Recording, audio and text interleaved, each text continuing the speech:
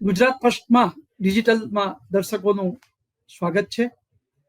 અત્યારે ખાસ કરી સોરઠની ભૂમિ સત્તાધાર હોય ગિરનારમાં છેલ્લા કેટલાય સમયથી ગાદી વિવાદ, મહંતો આમને સામને, એ જ રીતે તમે જુઓ તો સત્તાધારમાં વિજય બાપુ પર આક્ષેપો, સામે શક્તિ પ્રદર્શન, આ તમામ વસ્તુ જ્યારે સનાતન ધર્મમાં એક ચર્ચાના એરણે તો છે જ, પરંતુ ગિરનારની ગોદમાં ભવનાથ અને એમાં ભવનાથ મંદિરની ગાદી સામે ભૂતનાથમાં મહેશગીરી તો વિજય બાપુ, આ તમામ વસ્તુ જોતા આપણે જ્યોતિષ દ્રષ્ટિએ પણ જરૂરી છે કે રાશિચક્ર પણ કેવું ચાલે છે કે જે મહંતોને પણ અસર કરે છે. ગિરનાર હોય, સત્તાધાર હોય, આ બધું જ જાણવા માટે આપણી સાથે જાણીતા જ્યોતિષી અને ખગોળશાસ્ત્રી જયપ્રકાશ માઢક જોડાયા છે.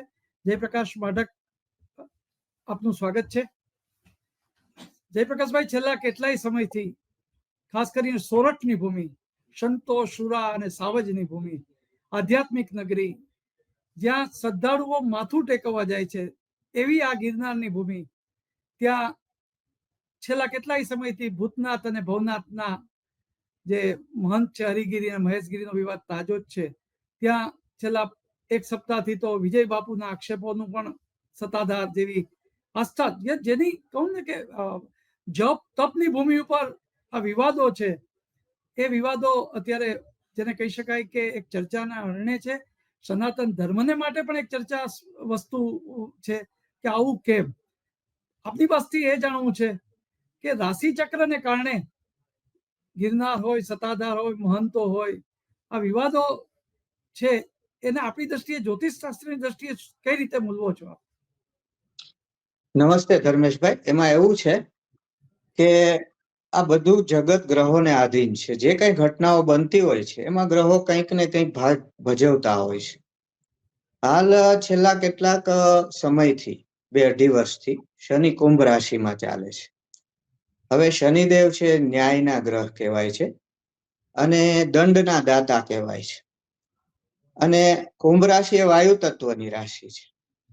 એટલે આ કુંભ રાશિમાં શનિને કારણે આ બધા વિવાદો એકદમ વાયુ ઝડપે પ્રસરે છે. તમે જો આજકાલ સોશિયલ મીડિયામાં આ બધું સત્તાધાર, ગિરનાર આ જ ચાલે છે. ગિરીશ કોટેચા, ગીતાબેન વ્યાસ, એટલે આ વિવાદો સાથે પણ જી કુંભ રાશિમાં ગ, શ, સ 3 નામ આવે. હવે આ બધી ઘટનાઓમાં આ 3 અક્ષરો જ આવે છે. તમે જુઓ ખાસ કરીને મુખ્યત્વે સત્તાધાર, પછી સત્તાધારનો પ્રશ્ન શેમાંથી શેને કારણે ઉદ્ભવ્યો તો ગુરુગાદીનું ગૌરવ જળવાતું નથી એવા આક્ષેપો, અને જે સ્ત્રી પાત્ર ને કેન્દ્રમાં લઈને આ વિવાદ ઉભો કરવામાં આવ્યો એમનું નામ જુઓ તો ગીતાબેન વ્યાસ. પછી એમનો જે બંગલો કે ઘર છે એમની બાજુમાં કોની વાડી છે એ પણ સોશિયલ મીડિયામાં બહુ આવે છે, સામતભાઈ ગોગનભાઈની વાડી.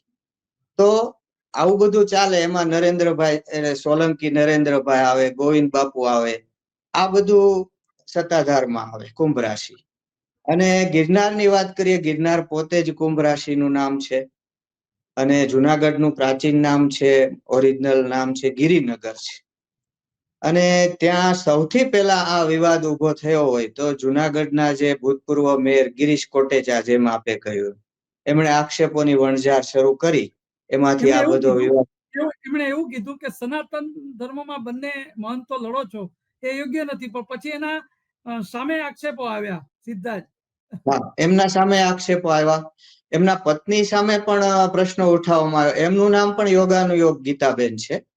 અને જે હોસ્પિટલ કેન્દ્રમાં રહી કે જ્યાં એવી વાતો થઈ કે ભાઈ એક સાધુ મહારાજ છે એ મધરાત પછી હોસ્પિટલમાં ગયા અને ત્યાં જઈને જે ગંભીર હાલતમાં જે મહંત દાખલ થયેલા હતા આઈસીયુમાં, એમના અંગૂઠાની છાપો લીધી. હા, એ હોસ્પિટલનું નામ પણ એ ગોકુલ હોસ્પિટલ છે.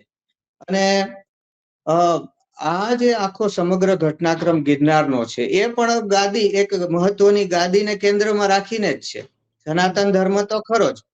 અને એમાં આ જે આખો વિવાદ થયો એમાં ગિરી નામના બધા સાધુઓ છે. આપણે જેમ અટક હોય, શાખ હોય, એમ 10 નામી સંપ્રદાયની અંદર 10 નામ હોય. એમાં કોઈની પાછળ તીર્થ લાગે, કોઈની પાછળ આનંદ લાગે, કોઈની પાછળ અરણ્ય લાગે, કોઈની પાછળ સરસ્વતી લાગે, જેમ કે વિદ્યાનંદ સરસ્વતી, પછી વિદ્યારણ્ય સ્વામી, નિશ્ચલાનંદ સરસ્વતી, સ્વામી રામ તીર્થ, બ્રહ્માનંદ, એમ આવા બધી અટકો લાગે છે ત્યાં. એમનું કુળ બતાવે છે શંકરાચાર્યની પરંપરામાં. તો આમાં બધા ગિરિ નામના સાધુઓ જ છે.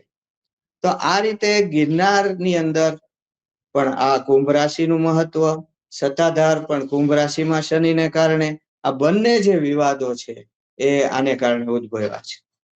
આપે આ ગ્રસર રાશિમાં તો મને યાદ આવ્યું તો ઉત્તર પ્રદેશનું સંભલ પણ કદાચ. હા, આ સિવાયના વિવાદો આપણે જોઈએ ને તો સૌથી પહેલા આપણે શાળીંગપુરને યાદ કરવું જોશે. શાળીંગપુરમાં એમ કે સ્વામિનારાયણ ભગવાન સામે હનુમાનજી છે એમ વાંકા વળીને પગે લાગે છે, એવા જે ચિત્રો અંગેનો વિવાદ ઉભો થયો, એ સનાતન ધર્મીઓ બધા એ વિરોધમાં ગયા કે ભાઈ આવા ચિત્રો ન હોવા જોઈએ. તો એ સંપ્રદાય કયો? સ્વામિનારાયણ સંપ્રદાય, કુંભ રાશિ. સ્વામી કયા? સહજાનંદ સ્વામી. અને ભડકી કોણ ઉઠ્યું? સનાતન ધર્મીઓ. અને ગામનું નામ શાળીંગપુર. એ સિવાય હમણાં તમે જુઓ સોશિયલ મીડિયામાં તો મધ્યપ્રદેશનું સતના ગામ છે, ત્યાં 2 છોકરીઓએ રીલ બનાવી, ડાન્સ કર્યા. તો સતના પણ વિવાદમાં આવી ગયું. હવે દિલ્હીની વાત કરું તમને તો હાલ ચૂંટણી ચાલે છે, તમે જાણો છો. તો કેજરીવાલે શીશ મહેલ બનાવ્યો છે. એટલે એમની સામે પ્રશ્નો ઉભા કર્યા કે ભાઈ આ શીશ મહેલ 45 કરોડનો નામ આમ જનતા પાર્ટી, એટલે આવું કઈ રીતે ચાલે? તો શીશ મહેલ પણ, હા, આમ આદમી પાર્ટી. તો શીશ મહેલ પણ વિવાદમાં. એ પેલા થોડા સમય પહેલા આપણા ગૃહમંત્રી વિવાદમાં આવી ગયા, કઈક આંબેડકર વિશે કઈક બોલ્યા હશે. તો ગૃહમંત્રીની અટક જાણો છો, શાહ છે. તો એ પણ વિવાદમાં આવ્યા. સંસદની અંદર પણ ધક્કામુક્કી થઈ. તો આ બધું બને છે એ 2-2.5 વર્ષથી હું જોતો આવું છું કે આ બધું બને. થોડા સમય પહેલા સાઉથની અંદર એક નેતા છે સ્ટાલિન, એ પણ કુંભ રાશિના છે. એ પણ સનાતન ધર્મ વિશે બોલેલા કે એક રોગ છે ને એવું બધું. એમાં પણ સનાતન ધર્મ સાથે એમનો વિવાદ ભડકી ઉઠેલો. એટલે આ બધું કુંભ રાશિના શનિને કારણે છે. હજુ જોજો તમે, જે આ સાધુઓ છે એમાં સરસ્વતી નામવાળા હશે ને એ પણ વિવાદમાં આવી શકે છે. હું જયપ્રકાશભાઈ પૂછું, શનિ ન્યાય કરનાર અને દંડ દેનાર ગ્રહ છે, તો કુંભ રાશિમાં એનો પ્રવેશ અને એની અસરો એ વિશે આપ શું કહેશો? હા, કુંભ રાશિમાં પનોતી ચાલે છે અને એને કારણે થોડું કષ્ટદાયક જીવન, એમને થોડું કષ્ટદાયક કષ્ટોનો અનુભવ થાય એ રીતનું છે. હવે એ મીન રાશિમાં માર્ચ મહિનામાં પ્રવેશે. આ વિવાદ પણ છે ને એ હું માનું છું કે માર્ચ પછી આ સત્તાધારનો ગિરનારનો વિવાદ શાંત થઈ જશે. પેલો સાળીંગપુરનો કેમ શાંત થઈ ગયો? કાયમ કોઈ વિવાદ ચાલતા નથી. તો શનિ જેવું રાશિ પરિવર્તન કરશે એ માર્ચની 29 તારીખે, એટલે આ વિવાદો છે ને એની તીવ્રતા ઘટી જશે અને ધીમે ધીમે એ શાંત થઈ જશે. તમે જે કુંભ રાશિની વાત કરી તો નામો તો ખરા, ગોકુલ ગણો કે, પરંતુ ગાદી વિવાદ પણ આમાં દેખાઈ રહ્યો છે. કારણ કે જે ગાદી ઉપર સત્તાધારમાં બેઠા છે એમની સામે આક્ષેપો, હરિગીરી જે ભવનાથની ગાદી ઉપર બેઠા છે એમાં જેને કહી શકાય કે સ્થાનિક ધારાસભ્ય સહિતે કીધું કે ભાઈ આમાં ગેરરીતિ થઈને એમને ગાદી મળી છે. અને મહેશગીરીનો આ સાંસદ હતા પેલા, મહેશગીરી છે સાંસદ હતા. અને ગાદીનો વિવાદ તો છે જ. અને શિવગીરી એવું નામે આવે છે. મહદઅંશે આમાં કુંભ રાશિ, હા, એમાં કુંભ રાશિના જ નામો છે મહદઅંશે.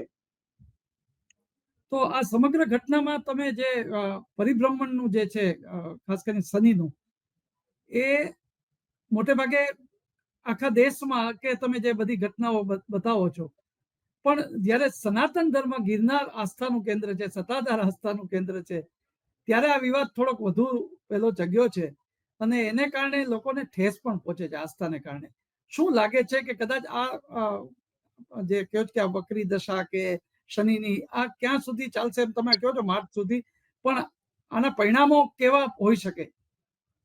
જો શાસ્ત્રોમાં સંન્યાસીના ધર્મો બતાવેલા છે કે સંન્યાસીએ કેવી રીતે રહેવું જોઈએ.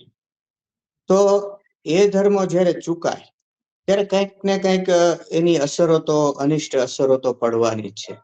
સંન્યાસીએ કોઈ દિવસ મઠનું અન્ન ન ખાવું જોઈએ.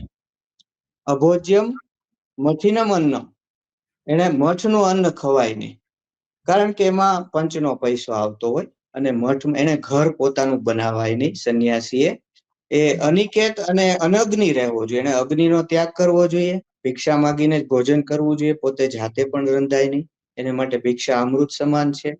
પોતાનું ઘર બનાવાય નહીં, એને એકલા પરિભ્રમણ કરાય, સમૂહમાં પણ રહેવાય નહીં, તો ઈર્ષ્યા અને કામ ક્રોધ ને એવું બધું થાય. ગૃહસ્થને ઘરે ઉતરાય નહીં, અને સાત ઘરે ભોજન માગવાનું, એ બધું ભેગું કરીને સ્વાદેન્દ્રિયની લાલસા વિના એ ખાવાનું, મિષ્ટાન માગવાનું નહીં, મિષ્ટાન ખાવાનું નહીં, ગૃહસ્થને ઘરે ઉતરવાનું નહીં. આ રીતે સંન્યાસીના નિયમો છે, પણ ધર્મેશભાઈ એનું બહુ પાલન થતું નથી. એ ખૂબ દુઃખની વાત છે. પેલા બ્રાહ્મણો જ સંન્યાસી બનતા, અને બીજા ઇતર વર્ણ એ ગમે એટલા ભક્તિભાવમાં આગળ પડતા હોય, આધ્યાત્મિક રીતે આગળ હોય, પણ એ સંન્યાસ ન લેતા, એ ગૃહસ્થ રહેતા. જેમ કે જલા ભગત, પછી ભોજા ભગત, સવા ભગત, આ બધા ભગત કહેવાતા, પણ સંન્યાસ ન લેતા. સ્ત્રીઓ પણ સંન્યાસ ન લેતી. પાનબાઈ છે, ગંગા સતી છે, એ ગૃહસ્થી હતી. એટલે હવે તો આ કોઈ પણ વર્ણ સંન્યાસ લે છે, સ્ત્રીઓ પણ નાગા સાધુ બને છે, આપણે સોશિયલ મીડિયામાં જોઈએ તો. અને મઠની અંદર રહેવાથી અને પરિભ્રમણ ન કરવાથી પતનની અનેક તકો રહેલી હોય છે. અને પૈસા છે એ આવે એટલે કાણી કોડી નહીં, સંન્યાસી અડાય નહીં. એને દાન જે આપે છે એ પણ નરકમાં જાય, કારણ કે ગાંઠે પૈસો બાંધ્યો હોય, એ ભક્તિ કરે, રામ નામ કરે કે એ પૈસામાં એનું ધ્યાન રહે. એટલે સંન્યાસીને ધન આપનાર પણ નરકમાં, ધન લેનાર પણ નરકમાં. પણ આપણે જોઈએ છીએ કે સંન્યાસીઓના આશ્રમો તરત પ્રવચન આપીને એકાઉન્ટ નંબર ટીવીમાં આવી જાય. તો આ રીતનું બધું ચાલે છે, તો એને કારણે આ બધી પરિસ્થિતિ ઊભી થઈ છે. કુંભ રાશિનું જયપ્રકાશભાઈ તમે જે વાત કરી રહ્યા છો, તો ગ સ, તો આ બંને વિવાદોમાં સોગંદનામું ખૂબ મહત્વનું છે.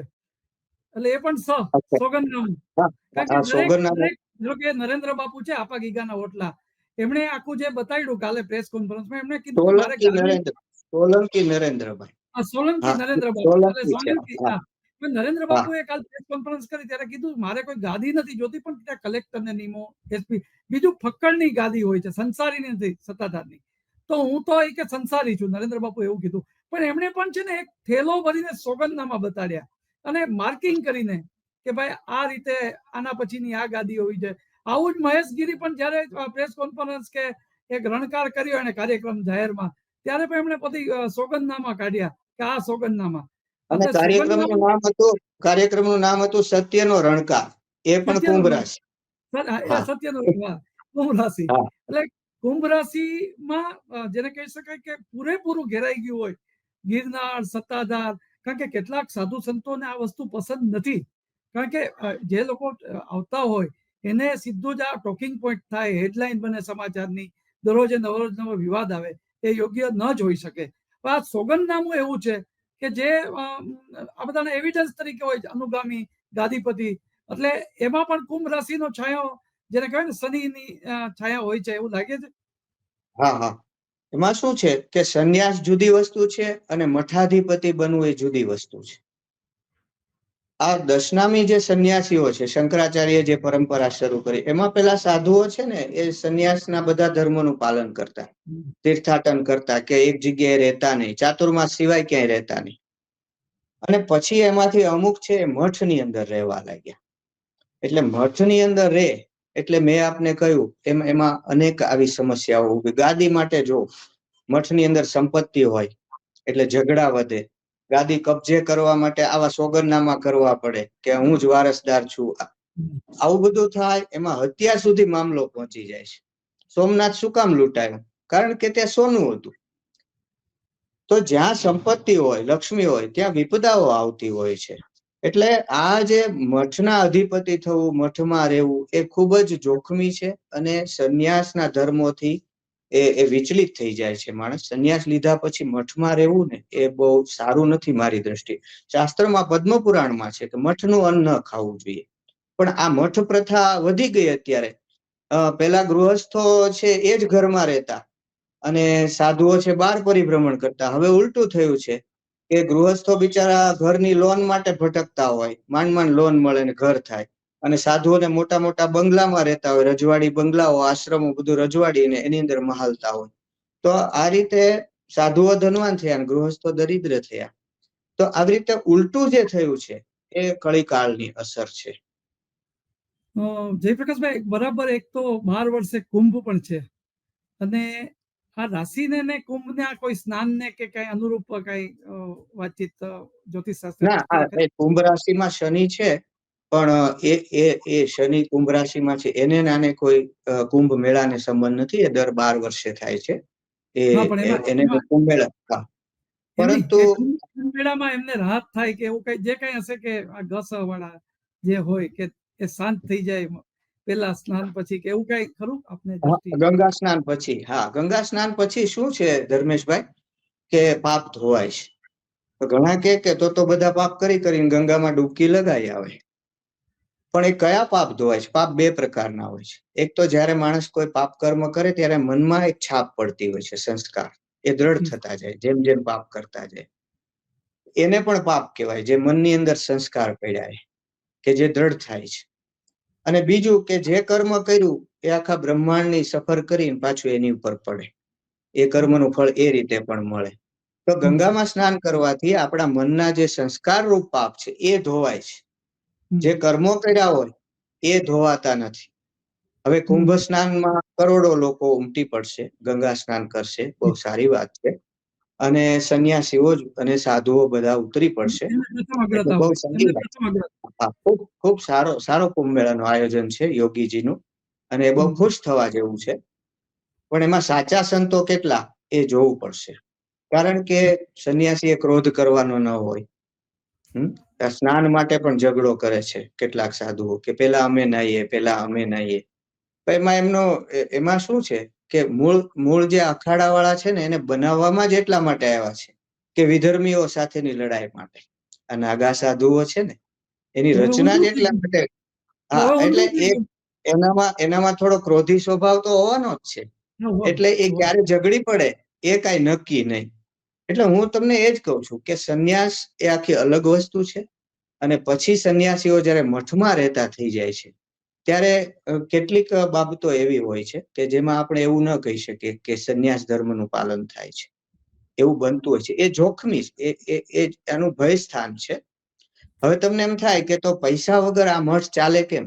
સ્કૂલો બનાવે, ગૌશાળા ચલાવે, હોસ્પિટલો, પૈસા તો જોઈએ ને મઠમાં. પણ જો એક વસ્તુ હું તમને કહી દઉં કે સંન્યાસી જે હોય છે, સંન્યાસનો અર્થ જ છે સર્વ કર્મોનો ત્યાગ. ન્યાસ એટલે ત્યાગ. હવે સ્કૂલો માટે આપણું એજ્યુકેશન ડિપાર્ટમેન્ટ છે, પછી હોસ્પિટલો માટે આરોગ્ય ખાતું છે. આપણે તો પરમાત્માની પ્રાપ્તિ માટે સંન્યાસ લીધો છે. 25 વર્ષ સુધી બ્રહ્મચર્ય આશ્રમ, એમાં ભણવાનું, 25 થી 50 ગૃહસ્થ આશ્રમ, એની અંદર સમાજ પ્રત્યેનું તમારે ઋણ ચૂકવી દેવાનું. ખેડૂત હોય તો ખેતી કરવાની, શિક્ષક બને તો ભણાવીને ઋણ ચૂકવે, વેપારી હોય તો વેપાર કરીને ઋણ ચૂકવે. 50 પછી તો વનમાં ચાલ્યું જવાનું હતું. ત્યાં પંચાગ્નિમાં તપ કરવાનું, જપ કરવાના, વ્રત કરવાનું. પછી તમારી સમાજ માટે પણ કોઈ જવાબદારી રહેતી નથી. એટલે સંન્યાસ લીધો પછી તમારે સમાજ માટે કંઈક કરવું જરૂરી છે એવું કઈ નથી. તમારું એકમાત્ર લક્ષ્ય પરમાત્માની પ્રાપ્તિ હોવું જોઈએ. અને આ બધા ભૂલ એ કરે છે કે ભાઈ મઠ છે, મઠ ચલાવવામાં પાછું અસામાજિક પ્રવૃત્તિ શરૂ કરી દે. અરે ગૃહસ્થોને ત્યાં ઉતરે તો ખરા સંન્યાસીઓ, પણ એના છોકરાના વેવિશાળો કરી દે અને સમૂહ લગ્નમાં પહોંચી જાય. હવે પોતે તો લગ્ન કર્યા નથી, તો પછી લગ્ન જેવી બાબતોમાં એમણે જવાની શું જરૂર? એમનો ધર્મ છે સંન્યાસીનો એકાંત સેવન, પરમાત્માનું ધ્યાન કરવું, ઓમકારનો જપ કરવો અને પરમાત્માની પ્રાપ્તિ માટેનો પ્રયાસ કરવો. આ સિવાયના કોઈ કર્મો સંન્યાસીએ કરવાના રહેતા નથી. એનું નામ સંન્યાસ છે. હવે મઠ બનાવીને બેસે એટલે આવી બધી પ્રવૃત્તિઓ થાય, અને એ માટે પૈસાની જરૂર પડે. વિરોધીઓ વધતા જાય, ધીમે ધીમે લપસતા જાય. એટલે આવું બધું પછી થતું હોય છે. બે ભેદ છે, મઠાધિપતિ, મહંત અને સંન્યાસી. એ બંને વચ્ચે એક પાતળી ભેદ રેખા છે. આ કુંભનું જે શનિનું છે એ ક્યારથી શરૂ થયું ને ક્યારે પૂર્ણ થવાનું છે? મને તારીખ તો યાદ નથી, પણ એને 2.5 વર્ષ થઈ ગયા. અને કુંભની અંદર આવ્યો તો તમે પાછળ જાઓ ને તો આવા કેટલાય તમને બનાવ. શેર બજાર ને ગૌતમ અદાણી નું શું થયું જુઓ તમે. શેર બજાર અને ગૌતમ અદાણી કેવા વિવાદમાં આવ્યા. આજે શેર બજાર બહુ તૂટી ગયું છે. આજે તૂટી તો ગયું. એ આ કુંભ રાશિ છે ને એ આખો વિવાદો જ ઉભા કરે. એની અંદર શનિનું ભ્રમણ છે. વિવાદો ઉભા કરી અને સત્યને બહાર લાવવાનો પ્રયાસ કરે છે શનિદેવ. આ એમનો શનિદેવની ખાસિયત છે. ન્યાયપ્રિય દેવતા છે. એટલે કુંભ રાશિમાં શનિદેવ હોવાને કારણે આ બધું બન્યું છે ભાઈ. આ રાશિમાં ક્યાં સુધી છે ને હવે કેમાં શનિદેવની હવે માર્ચની 29 તારીખે એ રાત્રિના સાંજના 5:30 વાગે 2025માં માર્ચની 29 તારીખે સાંજના 5:30 વાગે શનિદેવ છે એ કુંભ રાશિ છોડીને મીન રાશિમાં આવશે. મીન જળ તત્વની રાશિ છે, કુંભ વાયુ તત્વની રાશિ હતી. તો દરિયો વલોવી નાખશે. કયા કારણસર એ તો સમય આવે જ ખબર પડશે. એ 2.5 વર્ષ ત્યાં રહેશે. એ સિવાય એવું બનવાનું છે કે માર્ચની 29 તારીખે 5:30 વાગે શનિદેવ જયારે કુંભ રાશિમાં આવશે ત્યારે ત્યાં મીન રાશિમાં આવશે ત્યારે 6 ગ્રહો ભેગા થશે. એમાં શનિની હારે રાહુ પણ હશે. અને એ 18 મે સુધી રાહુ ત્યાં રહેશે. એટલે 29 માર્ચ થી હું 15 માર્ચ થી જ ગણું છું. 15 માર્ચ થી 18મી મે એ દુનિયા માટે બહુ જ કપરો સમય છે, વિકટ સમય છે. એની અંદર સૂર્ય પણ ભળેલો છે એટલે રાજાઓને શાસકોને કષ્ટ થશે. મેં કહ્યું એમાં દરિયાનું આખું જળ છે વલોવાઈ જશે કોઈ કારણસર. અને એમાં આ પિશાચ યોગ બનતો હોવાને કારણે પેલો ઇઝરાયલ ઉપર જેમ ગાઝાએ હુમલો કર્યો તો બધા વાળ ઠેકીને પેલી પેરાશૂટ લઈને, એવો પૈશાચિક હુમલો ક્યાંક થશે. એ અણુ યુદ્ધ પણ હોઈ શકે. એટલે એવી મોટા બનાવો બનવાના છે અને લડાઈમાં બહુ વૃદ્ધિ થવાની છે. આવો મને અંદેશો છે. મીન રાશિમાં શનિ છે એ દુનિયાની અંદર યુદ્ધનો વધારો કરશે અને કુદરતી આપદાઓનો વધારો કરશે. એટલે એ પણ સારો સમય તો નથી જ મીન રાશિના શનિનો. તમને ખબર હોય તો ભવિષ્ય માલિકા નામના એક ગ્રંથની બહુ ચર્ચા હમણાં ચાલે છે. એ ઓડિશાનો ગ્રંથ છે. એમાં મીનના શનિની અંદર યુદ્ધો વધવાની ભવિષ્યવાણી કરેલી છે. એ વૈશ્વિક યુદ્ધ વધવાની કે વૈશ્વિકમાં? વૈશ્વિક યુદ્ધ વધશે પણ આપણે સરહદે સંભાળવું પડશે. તમે જોયું નહીં હમણાં બાંગ્લાદેશે આપણી સાથે કેવા અટકચાળા કર્યા, ડ્રોન ગોઠવી દીધા. અમુક સત્તાઓ એવું ઈચ્છે છે કે ભારત કેમ લડ્યા વગર રહે. એ પણ યુદ્ધમાં સંકળાવવું જોઈએ. બીજા બધા બાધી પડે છે અને ભારત આરામ કરે છે. એને કોઈ વાંધો આવતો નથી. એનું અર્થતંત્ર આગળ વધતું જાય છે. કેટલાકને શસ્ત્રો વેચવા છે, કેટલાકને તેજોદ્વેષ છે, ઈર્ષા છે. તો આના પરિણામે આ મીન રાશિનો શનિ થયા પછી આપણી સરહદે આપણે બહુ સરહદી રાજ્યોમાં સંભાળવું પડશે. ખાસ કરીને એ બાંગ્લાદેશની સરહદ, પાકિસ્તાનની સરહદ, ચીનની સરહદ, ત્યાં આપણે બહુ ધ્યાન રાખવું પડશે. આપણને પણ અટકચાળા ન કરી જાય કોઈ, એ ખાસ જોવું પડશે. ભારત સક્ષમ છે, શક્તિશાળી છે અને આ રાજ્ય શાસનની અંદર ઘણા બધા શસ્ત્રો ખરીદવાનું એને બહુ પ્રશંસનીય કામ કર્યું છે. કારણ કે સિંહ બળવાન હોય, પાણી પીતો હોય, એને કોઈ સળી નથી કરતું. પણ બીજું કોઈ પ્રાણી પાણી પીતું હોય તો પથ્થર મારશે. સિંહથી દૂર રહેશે બધા. તમારામાં શક્તિ છે તો બધા નમશે અને તમને કોઈ અટકચાળો કરવાનો પ્રયત્ન નહીં કરે. એ દિશામાં આપણી હાલની સરકાર ચાલી રહી છે. પરંતુ આ યુદ્ધનું એવું હોય છે, ગ્રહો દ્વારા જે યુદ્ધનું માનસ થાય છે આખી દુનિયામાં, એને વિશ્વ યુદ્ધ કહેવામાં આવે છે. એ બધાના મનમાં યુદ્ધ આવી અસર કરે છે. ધીમે ધીમે ઘણા બધા દેશો આમાં ઉમેરાતા જશે. અને મુખ્યત્વે તો આતંકવાદ સામેની લડાઈ છે. આ વિશ્વયુદ્ધ છે ને આતંકવાદ સામેનું યુદ્ધ છે. એ રીતે આ વિશ્વયુદ્ધ લડાવવાનું છે. તો એની અંદર ધીમે ધીમે દુનિયાના દેશો છે એ આની અંદર એડ થતા જશે આ યુદ્ધની અંદર. અને આ યુદ્ધ અણુયુદ્ધ સુધી પહોંચવાનું છે. જયપ્રકાશભાઈ, એક ગાણિતિક દ્રષ્ટિએ, જ્યોતિષ શાસ્ત્રની દ્રષ્ટિએ પણ આપને પૂછું છું કે આ જાન્યુઆરી છે એટલે જેને કે ઉત્તરાયણ અને સંક્રાંતિ પર્વ આવી રહ્યું છે. મહત્વની વાત એ છે કે કુંભ રાશિનું તો આપણે કીધું, શનિમાં પ્રવેશ છે એ પણ કીધું, પણ સામાન્ય રીતે ઉત્તરાયણ એટલે જે મકર સંક્રાંત પર્વ છે, તો એ અંતર્ગત આપ જ્યોતિષ દ્રષ્ટિએ શું કહેશો કે કયા રાશિને ફાયદો? જો હું ખગોળ જ્યોતિષની વાત કરું તો ઉત્તરાયણ અને મકર સંક્રાંતિ એક વસ્તુ નથી.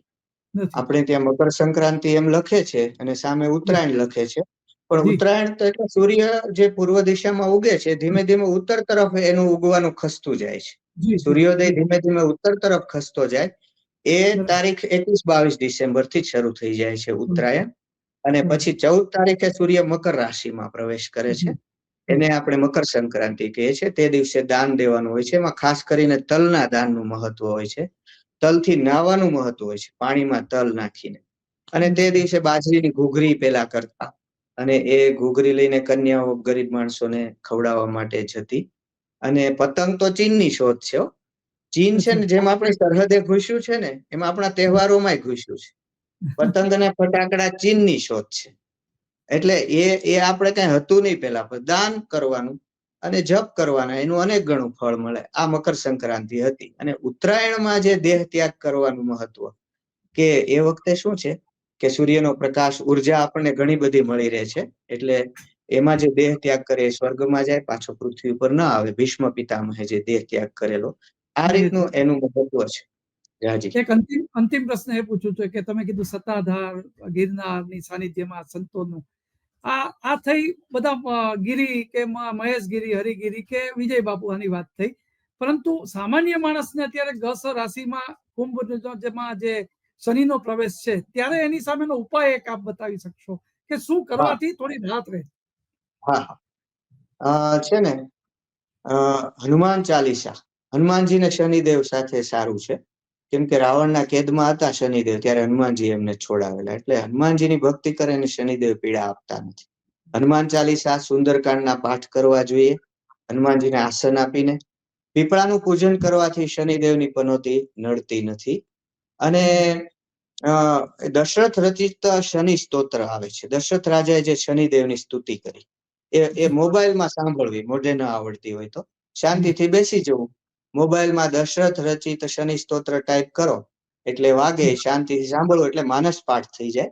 અને શનિવારે એક ટાઈમ જમવાનું, એક ટાણા કરવા. આટલું કરવાથી શનિદેવ પ્રસન્ન થાય છે અને શનિની પીડા છે એ હળવી બની જાય છે. ચોક્કસ જયપ્રકાશભાઈ, આપનો ખૂબ ખૂબ આભાર. ખૂબ તો ખૂબ આભાર. ગુજરાત ફર્સ્ટના ડિજિટલ દર્શકોને કુંભ રાશિમાં જે શનિનો પ્રવેશ, એને કારણે સત્તાધાર હોય, સંબલ હોય કે ગિરનાર, આ તમામ તમારા વિવાદોની જે સોમનાથમાં તમારા જ્યોતિષ સોમનાથમાં તમારા સોમનાથમાં ડિમોલેશન થયું બહુ, અને કેટલો વિવાદ છે. દશા રાશિનું જે થયું એ હા, એની આખી જણાવટ જ્યોતિષ શાસ્ત્રની દ્રષ્ટિએ કરી, અને ઉપાય પણ શું એ પણ કર્યું, અને એ વાત કરી. એ વાત મુજબ જ્યોતિષ શાસ્ત્રની દ્રષ્ટિએ જે હતું એ માર્ચ સુધીમાં કદાચ આ વિવાદો સમી જાય એવી શક્યતા પણ તેઓએ આપી છે. માર્ચ પછી શમી જશે, માર્ચ પછી. ચોક્કસ આભાર.